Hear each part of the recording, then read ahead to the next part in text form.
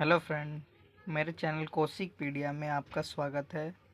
तो मैं आज ये वीडियो आपके लिए इसलिए लाया हूँ क्योंकि अब एग्ज़ाम इतने नज़दीक आने वाले हैं। तो ये डीएलएड फर्स्ट ईयर हिंदी भाषा शिक्षण के महत्वपूर्ण प्रश्न सीरीज के रूप में मैं आपके सामने पेश कर रहा हूँ, जिसमें आपके जो पूरे 5 यूनिट है हिंदी भाषा शिक्षण में, उस पाँचों यूनिट में जो अब तक हमारा जो 2014 का जो करिकुलम आया है, उसके बाद से जो सिलेबस है, उसके बाद से जो हमारे जितने भी क्वेश्चन पेपर आए हैं उसमें ये सब क्वेश्चन पूछे गए हैं। तो आज हम उन्हीं पे चर्चा करेंगे। मैंने इसके आंसर नहीं, बस क्वेश्चन क्वेश्चन आपको इसमें प्रोवाइड करवाया है। इसका पीडीएफ लिंक भी मैं आपको डिस्क्रिप्शन में प्रोवाइड करवा दूंगा, जिसके थ्रू आप इसको अपने पास फ़ोन में सेव करके रख के और इन क्वेश्चनों को सोल्व कर सकते हैं। जो अब जो एग्ज़ाम होने वाले हैं उसमें भी इनकी आने की संभावना बहुत रहेगी, क्योंकि अब तक जितने भी एग्ज़ाम हुए हैं 6 साल के अंदर, वो सारे इसमें मैंने इंक्लूड किए हैं। सारे क्वेश्चन जितने भी आए हर यूनिट के, जो आपके 5 यूनिट है, 5 यूनिट में कैसे क्वेश्चन पूछे जाते हैं, 5 नंबर 10 नंबर के किस में डिवाइड होते हैं, सारे क्वेश्चन मैंने इसमें मेंशन किया है। तो चलो आज हम इन्हीं पे चर्चा करते हैं कि क्वेश्चन किस प्रकार से आते हैं, नंबर डिवाइड होते हैं क्वेश्चनों में, किस प्रकार से उनकी भाषा होती है क्वेश्चनों की पूछने जाने की। क्योंकि हम क्वेश्चनों को तो समझ नहीं पाते, बट हमें उसका आंसर पता होता है। मेन चीज़ होता है कि हमें क्वेश्चन को समझना, बट हम वही नहीं समझ पाते। तो मैं आपको उसका भी ट्रिक बताऊंगा कि वो पहले क्वेश्चन को समझना क्या है। वो लिखा वही होता है, बस आपको समझने में थोड़ी परेशानी होती है और आपको उसका आंसर पहले से ही पता होता है, बट आप वो सही एग्जैक्ट आंसर नहीं लिख पाते उस पर। चलो मैं स्टार्ट करता हूँ।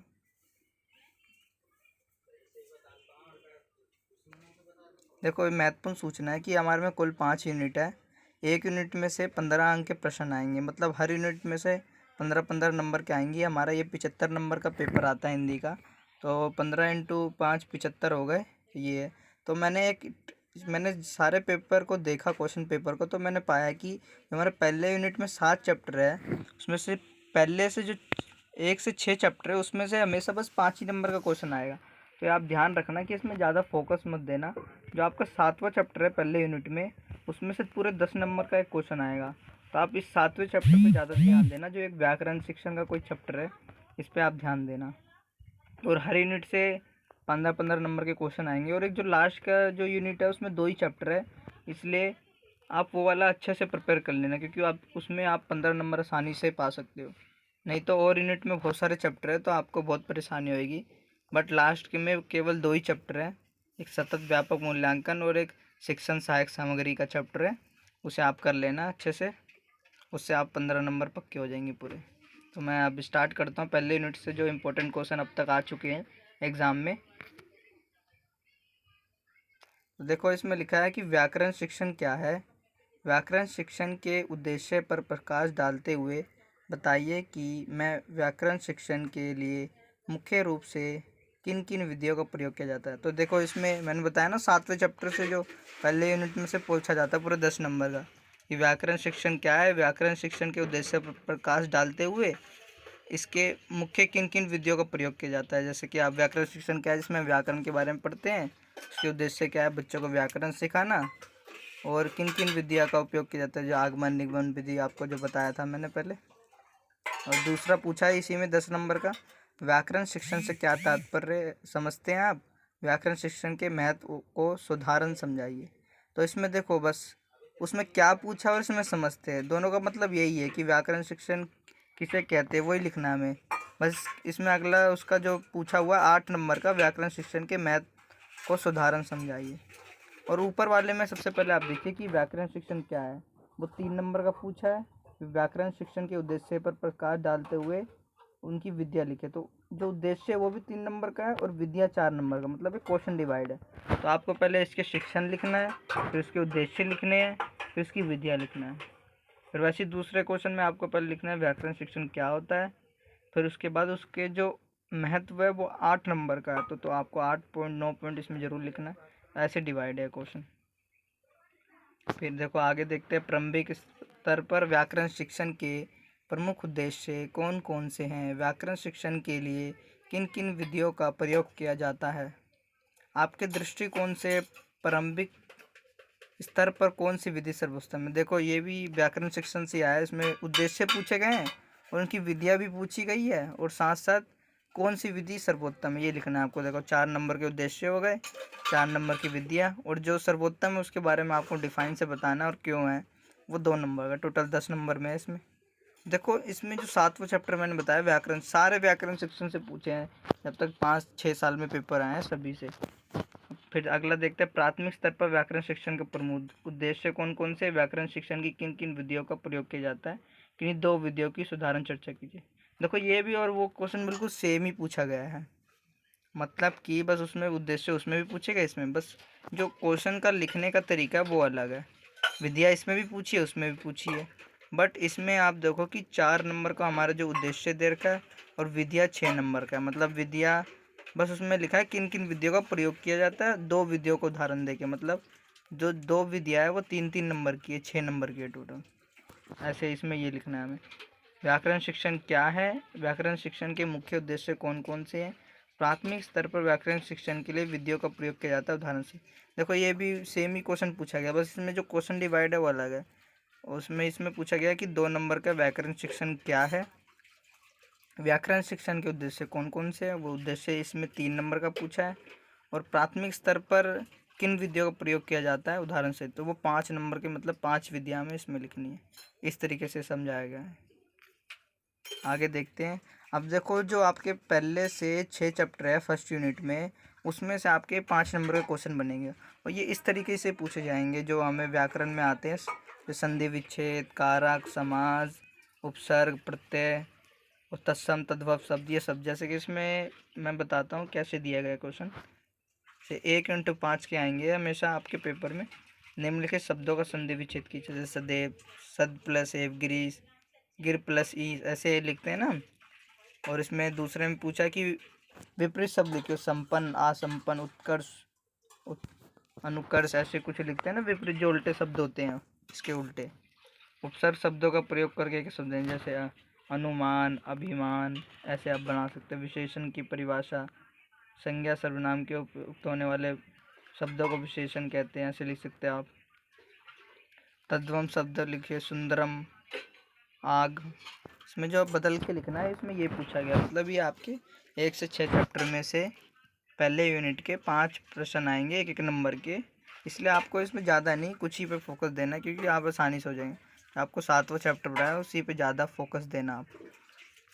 आगे देखते हैं, जैसे कि और क्वेश्चन पूछे गए, ये जो मैंने सभी ईयर के जो पेपर आए हैं क्वेश्चन पेपर, उसमें से सारे लिए गए हैं और इम्पोर्टेंट है ये सारे। इसमें पूछा है बोलियो व मानक भाषा में कोई 2 अंतर बताए, निम्नलिखित शब्दों का संधि विच्छेद करें, निर्यात, मनोयोग, निम्नलिखित शब्दों के 2-2 पर्यायवाची शब्द लिखिए, कृपा, हाथी, अनुस्वर व अनुनासिक में अंतर बताइए। ये सब छोटे छोटे प्रश्न दिए गए हैं। जैसे बहुव्रीहि समास को सुधारण सहित परिभाषित कीजिए, मतलब इसमें आपको कुछ डेफिनेशन पूछी जाएगी, कुछ व्याकरण पूछी जाएगी जिसे किसे कहते हैं, और उनके जो संधि विच्छेद, समास, कारक, तत्सम तत्सम सब, ये सब पूछे जाते हैं, और पर्यायवाची पूछे जाते हैं ज़्यादातर।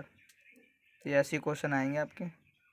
और ये जैसे इसमें भी संधि विच्छेद पूछा है, समास पूछा है, घुड़सवार, नील गगन का, उपसर्ग और प्रत्यय में उदाहरण सहित स्पष्ट, मतलब इसकी परिभाषा पूछी और उदाहरण के साथ। अनुस्वर, अनुनासिक, ये देखो दोबारा आ रखा है। तद्भव लिखिए, उसमें तत्सम पूछा था, इसमें तद्भव, कदली, चंद्रिका का। ये भी वैसे आया, इसमें भी संधि विच्छेद पूछे हैं, समास पूछा है। हिंदी की 2 बोलियाँ जो हमारी पश्चिमी हिंदी की पूर्वी हिंदी है, वो उनके नाम लिखते हैं। बालाघाट और अनुतान में अंतर स्पष्ट कीजिए, ये बालाघाट है, टाइपिंग मिस्टेक हो गई है। बालाघाट और अनुतान में सुधारण अंतर स्पष्ट कीजिए। और निम्नलिखित शब्दों का तत्सम शब्द लीजिए, इसमें भी जेड, पीला। आप ये याद कर लेना तत्सम और तद्भव शब्द क्या होते हैं। निम्नलिखित शब्दों के समास का नाम लिखिए, पुस्तकालय, चरण गमन, जैसे बालाघाट, अनुतान में देखो फिर से पूछा गया। भाषा के साधन और साध्य के रूप में आप बताइए क्या होता है। विशेषण की परिभाषा फिर से पूछ ली गई। कारक से आप क्या समझते हैं। ये सब ऐसे क्वेश्चन पूछे जाते हैं पहले यूनिट में। तो इतने ही क्वेश्चन है पहले यूनिट में, ज़्यादा नहीं दिए गए। तो हम दूसरे यूनिट पे चर्चा करते हैं। दूसरे यूनिट में आपके जो जितने भी कौशल है, मौखिक अभिव्यक्ति, लेखन कौशल, पठन कौशल, श्रवण कौशल और संप्रेषण कौशल, जितने भी दिए गए हैं ना, आप सब इसी में, धीमी गति वाले छात्र, सब इसी के अंदर है यूनिट 2 में। तो आपको इनसे भी प्रिपेयर कर लेना चाहिए कि एक क्वेश्चन आपको तो ज़रूर पूछा जाएगा, एक 10 नंबर में और एक 5 नंबर में। ये क्वेश्चन आएगा यूनिट 2, मतलब टोटल 15 नंबर का है। तो देखते हैं 10 नंबर वाले क्वेश्चन किस प्रकार से पूछे जाते हैं। अभिव्यक्ति कौशल से आप क्या समझते हैं? मौखिक अभिव्यक्ति का महत्व 3 दृष्टियों से है। किन दृष्टियों से? टाइपिंग मिस्टेक हो गई है। मौखिक अभिव्यक्ति की योग्यता के विकास के लिए किन किन साधनों का उपयोग किया जाता है? 2 + 3 + 5 10 नंबर का है टोटल। तो 2 नंबर का आप किसे कहते हैं? मौखिक अभिव्यक्ति। 3 नंबर का इसके महत्व पर चर्चा कीजिए और 5 नंबर का इनकी योग्यता के विकास के लिए किन किन साधनों का प्रयोग कर सकते हैं, मतलब जो हमारे बोलने की शक्ति है हम कैसे विकास कर सकते हैं, कहानी सुना के, भाषण दे के, ऐसे, है ना। लेखन कौशल के मुख्य उद्देश्य क्या है? लेखन के प्रकारों, इसमें पूछा है लेखन कौशल के मुख्य उद्देश्य क्या है? लेखन के प्रकारों पर चर्चा करते हुए बताइए कि वर्तनीय अशुद्धियों के निराकरण के लिए आप कौन कौन से उपाय करेंगे। देखो इसमें लेखन कौशल के मुख्य उद्देश्य क्या है, वो हमें 2 नंबर का पूछा है कि मेन क्या है लेखन की, बच्चों को लिखना सिखाना, वो जो लिखते हैं उसमें अशुद्धियाँ करते हैं उनको हटाना। लेखन के प्रकारों पर चर्चा करते हुए बताइए कि इसके प्रकार पहले चर्चा करोगे आप 3 नंबर का, फिर जो अशुद्धियों के निराकरण के लिए कौन कौन से उपाय करें वो 5 नंबर के। लेखन के प्रकार जैसे आप लिखते हैं श्रुतलेख, अनुलेख, सुलेख, ये और के उच्चारण के लिए आपको इसके नियम बताएंगे बच्चों को कि हाँ हमें ऐसे लिखना चाहिए, ई की मात्रा, आ का मात्रा ऐसे उपयोग करना चाहिए, क्योंकि वो बच्चे गलतियाँ करते हैं इन्हीं में, चंद्र बिंदु लगाने में। अगला क्वेश्चन देखते हैं, भाषा शिक्षण के मुख्य उद्देश्य क्या है? स्वधात्मक उद्देश्यों की विस्तार पूर्वक चर्चा कीजिए। इसमें स्वधात्मक उद्देश्य लिखे हैं, उसके 5 नंबर के आएंगे पूरे टोटली। इसमें 2 का ये पूछा है, 2.5 नंबर का पूछा है दोनों, इसमें उद्देश्य और उद्देश्य दोनों के उद्देश्य। आगे देखते हैं फिर। संप्रेषण कौशल के गुण और सीमाओं पर चर्चा करते हुए बताइए कि संप्रेषण को प्रभावित करने वाले मुख्य कारक कौन से हैं। को संप्रेषण जो हमारे बोलने की, कम्युनिकेशन की जो कौशल स्किल है उसके बारे में दिया गया है। इसके गुण और सीमाओं, मतलब ये कितने अच्छे हैं और इसकी क्या क्या सीमाएं, कि हमें ज़्यादा नहीं बोलना चाहिए, वो अच्छे से बोलना चाहिए कि दूसरा भी समझ सके। इसमें यही बताया गया। फिर इसके प्रभावित करने वाले कारक लिखेंगे हम, 5 नंबर का दिया है, 2 और 3 नंबर का इसमें लिखना है। गुण सीमाएं 2 नंबर के, प्रभावित करने वाला कारक 3 नंबर, टोटल 5 नंबर का क्वेश्चन है। फिर आगे देखते हैं श्रवण कौशल से क्या तात्पर्य है। श्रवण कौशल का महत्व इन किन रूपों में है? श्रवण योग्यता के विकास के लिए प्रमुख विधियों की सुधारण चर्चा कीजिए। श्रवण क्या है? सुनने की जो शक्ति है हमारी, उसके बारे में लिखना है और इसका महत्व लिखना है, और जो इसकी विद्या पर जो सुधारण चर्चा करना है वो 7 नंबर का है। उसका जो महत्व और जो किसे कहते हैं वो 3 नंबर का दिया हुआ है। टोटल 10 नंबर का क्वेश्चन है इसमें। फिर दोबारा से देखो, संप्रेषण कौशल किसे कहा जाता है? संप्रेषण के मुख्य उद्देश्य क्या है? संप्रेषण को प्रभावित करने वाले कारक। देखो सेम ही क्वेश्चन, बस वो 5 नंबर या 10 नंबर में पूछा है, बट इसमें 3 चीज़ में डिवाइड है। ये 3 नंबर में किसे कहते हैं, फिर इसके उद्देश्य पूछे हैं,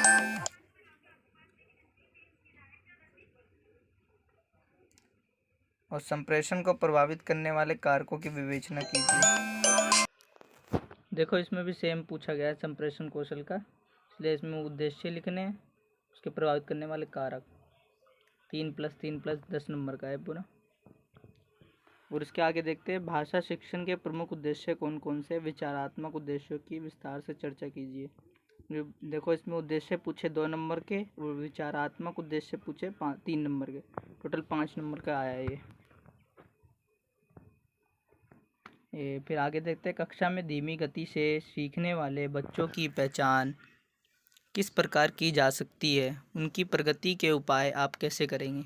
ये भी 2 + 3 की है। इसमें पहले पहचान किस प्रकार से की जाती है वो 2 नंबर का है, फिर प्रगति के उपाय आपको 3 नंबर का लिखना है। तो वही उनका टेस्ट लेके और प्रगति के उपाय उनका शारीरिक जांच करवा के, ऐसे आप पॉइंट लिख सकते हो इसमें। फिर आगे देखते हैं, मौखिक अभिव्यक्ति की संकल्पना स्पष्ट करते हुए तथा मौखिक अभिव्यक्ति के उद्देश्यों सूचीबद्ध करते हुए अच्छे वक्ता के गुणों का विस्तार पूर्वक वर्णन कीजिए। इसमें 2 + 3 + 5 का है। पहले इसकी संकल्पना, मतलब इसके क्या अभिप्राय है इससे, आपको वो लिखना है। संकल्पना, अभिप्राय, किसे कहते हैं, समझते हो, सब एक ही होता है वो। फिर इसको उद्देश्य को सूचीबद्ध करते हुए अच्छे वक्ता के गुण 3 नंबर में उद्देश्य लिखने हैं। फिर अच्छा वक्ता के जो गुण हैं वो आपको 5 नंबर में लिखना है इसमें। फिर आगे देखते हैं लेखन कौशल से क्या अभिप्राय है। लेखन कौशल के किन्हीं 3 विधियों का विस्तार पूर्वक वर्णन कीजिए। तो इसमें देखो लेखन कौशल आपको 2 नंबर का दिया है, बस 3 ही विधियों का विस्तार पूर्वक वर्णन कीजिए, वो 8 नंबर का दिया हुआ है। फिर आगे देखते हैं निम्नलिखित पर टिप्पणी लिखिए। ऐसे भी क्वेश्चन आते हैं 2 नंबर 3 नंबर के। अच्छे श्रोताई गुण 2 नंबर, संप्रेषण कौशल को बढ़ाने वाले कारण जिससे आप बढ़ा सकते हो कि शांति का वातावरण होना चाहिए, कम्युनिकेशन स्किल अच्छी होनी चाहिए बोलने की। आगे देखते हैं एक अच्छे श्रोता के कौन कौन से गुण अपेक्षित हैं। श्रवण दोष के प्रमुख कारण क्या है। श्रवण योग्यता के विकास के लिए हम किन किन साधनों का प्रयोग करेंगे। 3+3+4 का है। अच्छे श्रोता मतलब जो सुनता है उसके कौन कौन से गुण, अच्छे सुनने की शक्ति हो, सुन के उसे समझने की शक्ति हो, तो वो अच्छा श्रोता कहलाता है। इसके प्रमुख दोष कारण क्या है कि वो किसी चीज़ को गलत वो तो सुन के गलत लिख देता है, ये भी होता है। और योग्यता के विकास के लिए हम किन साधनों का प्रयोग करेंगे, जैसे उसकी स्किल बढ़ाएंगे, उसे कहानी सुनाएंगे, प्रश्न उत्तर करेंगे भाषण के द्वारा, और कई एक्टिविटी है वाद विवाद के द्वारा उसके, और जो हमारे टेप रिकॉर्डर है, और कई से वो है साधन जिसके द्वारा हम इसको बढ़ा सकते हैं। आगे देखते हैं हम पठन शिक्षण के प्रमुख उद्देश्य कौन कौन से हैं। पठन प्रक्रिया के प्रकारों की चर्चा करते हुए पठन शिक्षण की विधियों पर प्रकाश डालिए। ये 10 नंबर का 3+3+4 का मतलब उद्देश्य इसमें 3 नंबर का पूछा है। 3 नंबर के इसके प्रकारों की चर्चा कीजिए और 4 नंबर का विधियाँ दे रहेगा। इस प्रकार से आपको सोल्व करना है। मेन चीज़ ये आपको जो डिवाइडेड क्वेश्चन है उसको समझ के उसके अनुसार सोल्व करना है, कि ये नहीं कि आप सीधा एक ही पेज में लाइन से सारे लिख दिए, अलग अलग लिखने पड़ेंगे आपको। फिर आगे देखते हैं संप्रेषण कौशल से क्या तात्पर्य है, इसको प्रभावित करने वाला कारक। देखो ये भी बहुत बार रिपोर्ट हुआ है क्वेश्चन संप्रेषण वाला, 2+3=5 का ये भी। अब लेखन कौशल के प्रमुख उद्देश्य कौन कौन से हैं। लेखन का कार्य कराते समय किन किन विधियों का प्रयोग में लाया जाता है। अब लेखन कौशल से जिसमें आप लिखने की कौशल होती है, उद्देश्य क्या है, बच्चों को लिखना सिखाना, शुद्ध शुद्ध लिखना सिखाना, और कई कई कारण है। किन किन विधियों का प्रयोग करते हैं हम, जैसे वही कहानी, सुलेख, अनुलेख, इनका। फिर आगे बढ़ते हैं हम कि भाषा में श्रवण कौशल का क्या महत्व है। कक्षा 1 तथा 2 के छात्रों में श्रवण कौशल हेतु किन्हीं 2 विधियों को सुधारण चर्चा कीजिए। बच्चों, छोटे छोटे बच्चों को आप श्रवण कौशल, सुनने की शक्ति कैसे विकसित करवा सकते हो, उसे अच्छे अच्छे पोएम सुना के, कहानी सुना के, कविता सुना के इसके द्वारा कर सकते हो। इसमें महत्व पूछा है 4 नंबर का, और 6 नंबर की 2 विधियों को सुधारण मतलब उदाहरण सहित आपको चर्चा करनी है। टोटल 10 नंबर का है। फिर आगे देखते हैं प्राथमिक कक्षा में वर्तनी की अशुद्धियाँ के प्रमुख कारण क्या है, इनके निवारण के लिए आप कौन कौन से उपाय करेंगे। 4+6 मतलब कारण पूछा है, फिर उसके 6 नंबर उपाय लिखने आपको 6 नंबर में। टोटल 10 का है ये भी। तो पहले आप अशुद्धियाँ के कारण क्या कह सकते हैं उसके बारे में लिखो, फिर उसके उपाय के बारे में लिखना। इसके आप 10 नंबर इसमें पूरे ला सकते हो। फिर लेखन कौशल की क्या आवश्यकता है एवं महत्व पर 150 शब्दों में प्रकाश डालिए। आप विद्यार्थियों को लिखना सिखाने के लिए किन किन विधियों का प्रयोग करेंगे। 2+3 का है, इसमें महत्व लिखना है। फिर इसका आप किन विधियों का प्रयोग करेंगे, 3 नंबर का वो है। फिर आगे देखते हैं पाठ योजना का महत्व बताइए तथा पाठ योजना के मूल्यांकन बिंदु पर चर्चा कीजिए। आप पाठ योजना किस प्रकार से बनाते हैं, इसमें मूल्यांकन बिंदु इसके बारे में आपको लिखना है।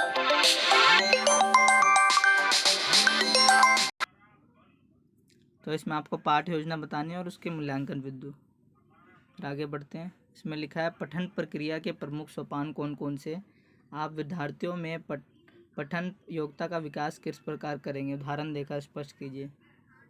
तो इसमें आपको पहले सोपान लिखने की आप पठन किस प्रकार से करवा सकते हैं बच्चों में, फिर उसकी योग्यता के विकास के लिए किस प्रकार करेंगे, उदाहरण देकर स्पष्ट कीजिए। ये 3 नंबर का मतलब 2, 3+5 दे रखे। फिर आगे बढ़ते हैं इसमें अगले क्वेश्चन पे, मौखिक अभिव्यक्ति के मूल्यांकन की कोई 5 विधियों का वर्णन कीजिए। हम जो मौखिक अभिव्यक्ति है अपने बोलने की, उसके मूल्यांकन किस प्रकार कर सकते हैं।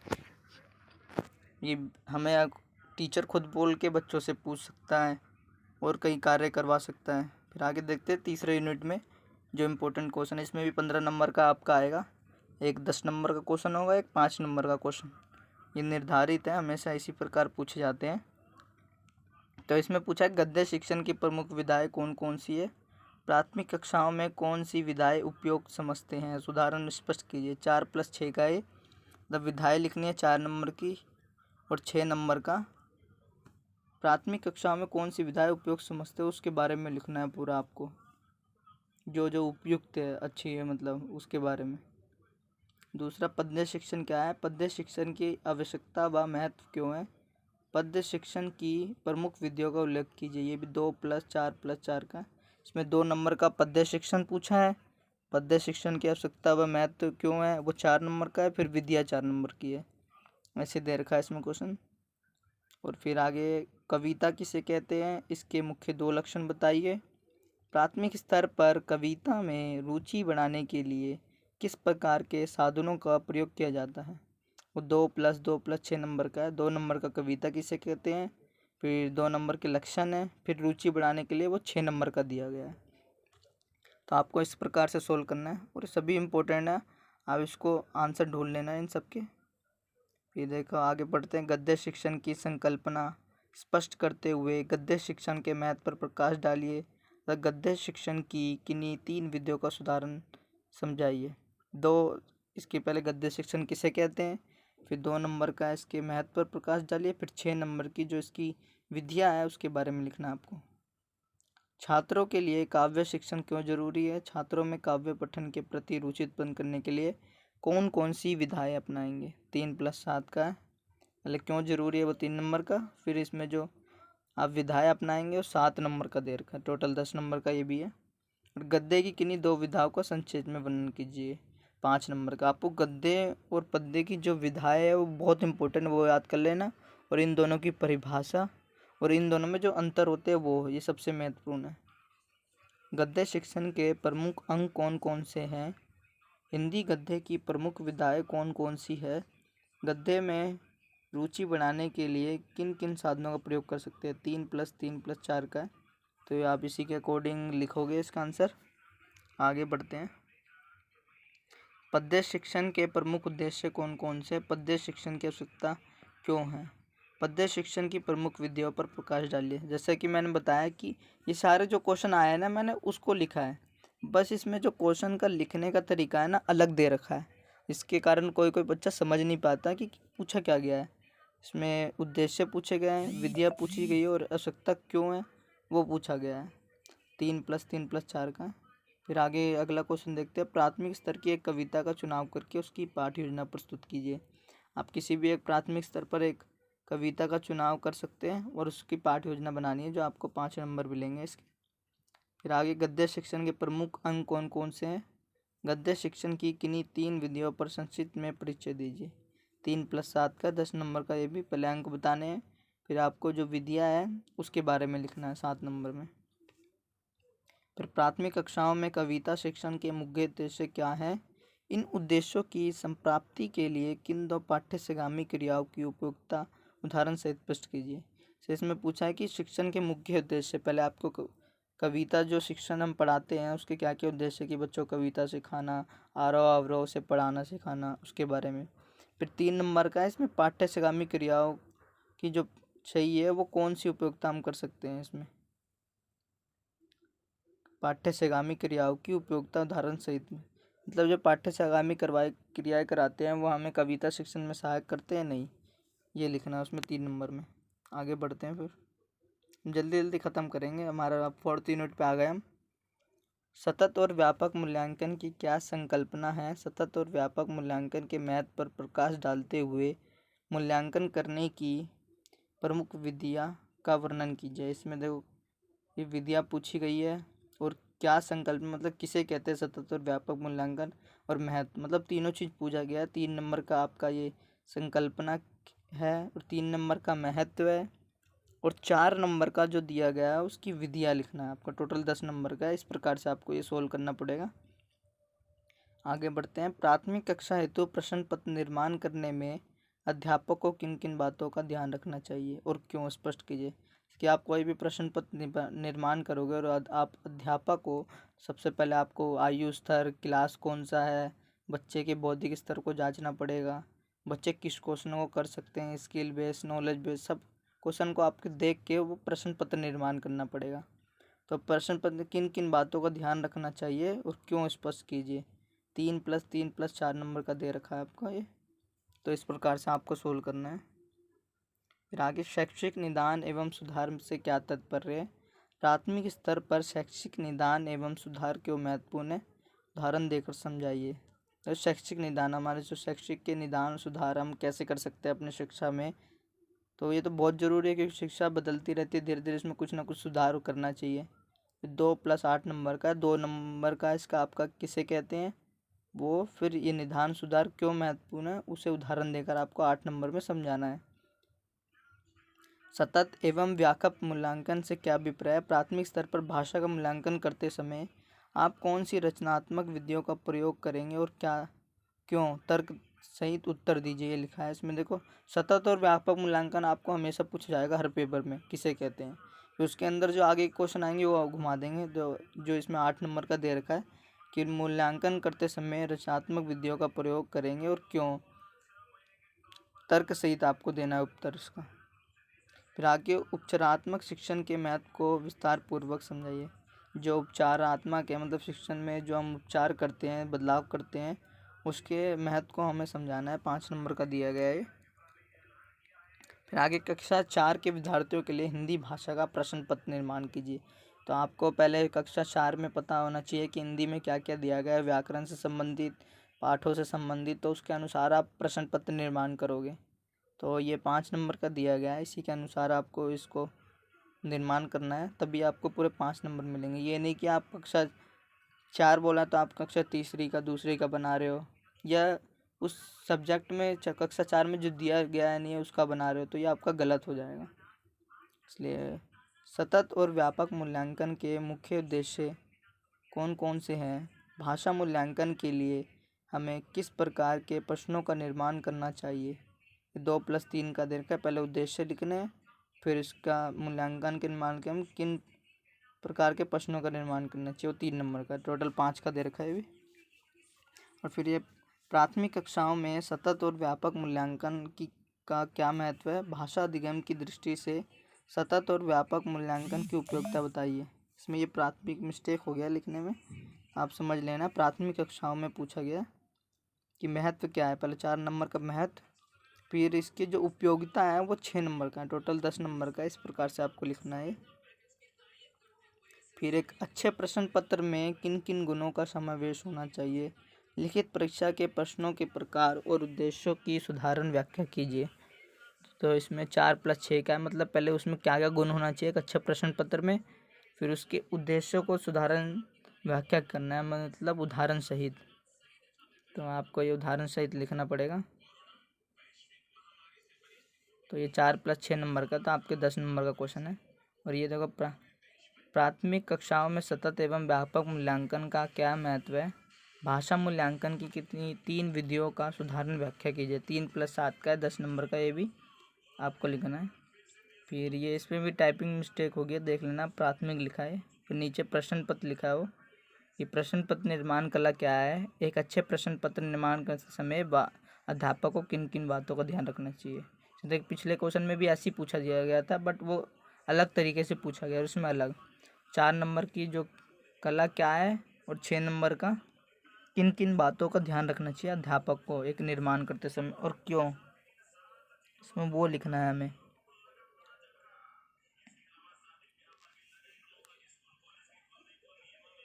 फिर आगे 5वें मिनट पे आ गए हम, 5वें मिनट देखते हैं। प्राथमिक स्तर पर सहायक सामग्री की क्या भूमिका है। विभिन्न सहायक सामग्री द्वारा भाषा का विकास किस प्रकार किया जा सकता है।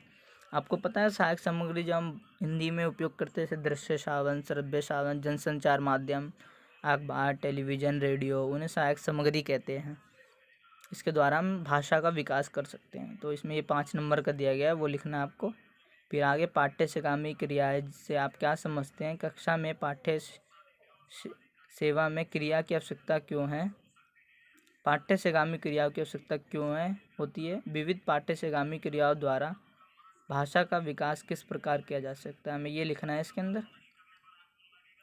तो कि क्या समझते हैं 3 नंबर का है, फिर आवश्यकता क्यों है वो 3 नंबर का है, फिर 4 नंबर का कि भाषा का विकास आप किस प्रकार कर सकते हैं। को करिकुलर एक्टिविटी जैसे भाषण होता है, कविता वाचन होता है, नाटक होता है, उसके द्वारा आपको ये लिखना है। फिर आगे बढ़ते हैं। जनसंचार माध्यम कितने प्रकार के होते हैं। प्राथमिक कक्षाओं में भाषा शिक्षण में इनकी क्या महत्व है। 2+3 का दे रखा है, या आपको इस प्रकार से जनसंचार के माध्यम बताने हैं 2 नंबर में कितने प्रकार के होते हैं, फिर इसका महत्व बताना है। फिर आगे बढ़ते हैं। दृश्य श्रव्य साधनों से क्या तात्पर्य है। दृश्य श्रव्य साधनों के माध्यम से भाषा विकास किस प्रकार किया जा सकता है। ये 2+3 नंबर का, इस पहले किसे कहते हैं वो लिखना है, फिर इसका भाषा विकास किस प्रकार किया जा सकता है वो 3 नंबर का है। फिर आगे जनसंचार के कौन कौन से प्रमुख माध्यम हैं। जनसंचार के माध्यम को भाषा के विकास में किस प्रकार प्रयोग किया जा सकता है ये लिखना है आपको। 2+3 में 5 नंबर का टोटल। फिर आगे बढ़ते हैं। तो पाठ्य सेगामी क्रियाओं का आशय स्पष्ट कीजिए। 5वीं कक्षा के विद्यार्थियों में भाषा का विकास करते हुए किन्हीं पाठ्य सेगामी क्रियाओं का चर्चा कीजिए। पाठ्य सेगामी क्रियाओं पर चर्चा करना है। 2+3 नंबर का है। और फिर आगे देखते हैं। शिक्षक सहायक सामग्री का प्रयोग जरूरी क्यों है। भाषा शिक्षण को प्रभावी बनाने के लिए आप किस तरह की शिक्षण सामग्री का प्रयोग करेंगे और क्यों। तर्कपूर्ण उत्तर दीजिए। को इसके बारे में लिखना है। 2+4 टोटल 10 नंबर का ये भी क्वेश्चन। इसी के अकॉर्डिंग आपको लिखना है। पहले क्यों ज़रूरी है वो बताना है, फिर प्रभावी बनाने के लिए शिक्षण सामग्री का प्रयोग करेंगे और क्यों तर्कपूर्ण देना है वो 4 नंबर का है। फिर आगे पाठ्य सेगामी क्रियाओं से क्या तात्पर्य है। प्राथमिक स्तर पर इन क्रियाओं की क्या उपयोगिता है। विविध पाठ्य सेगामी क्रियाओं के द्वारा भाषा का विकास कैसे किया जा सकता है। 2+3+5 का दे रखा है। पहले हमें किसे कहते हैं वो लिखना है, पाठ्य सेगामी क्रिया है।